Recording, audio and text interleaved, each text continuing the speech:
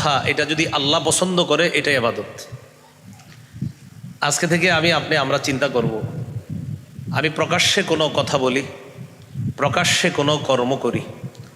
আমি গোপনে কোনো কথা বলি, গোপনে কোনো কর্ম করি, আমার এই কথা কাজ এটা যদি আল্লাহ পছন্দ করেন, বাস এটাই ইবাদত হিসাবে গণ্য করে এটার সওয়াব আল্লাহ দান করবেন। যেমন গোপনে আপনি আপনার বিবির সাথে কথা বলতেছেন, স্বামী স্ত্রীর গোপন কথা হতে পারে,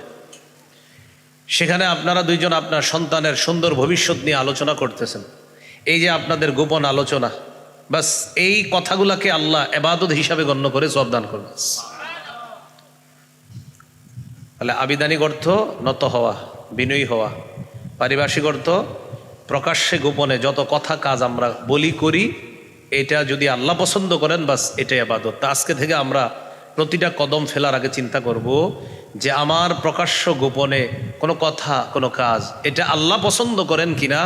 সেই অনুযায়ী আমার প্রতিটা কাজ হবে, প্রতিটা কথা হবে যে আমার প্রতিটা কথা আর কাজ আল্লাহ যেন পছন্দ করে, আর আল্লাহ যেন আমার প্রতিটা কথা এবং কাজকে ইবাদত হিসাবে কবুল করে নেয়।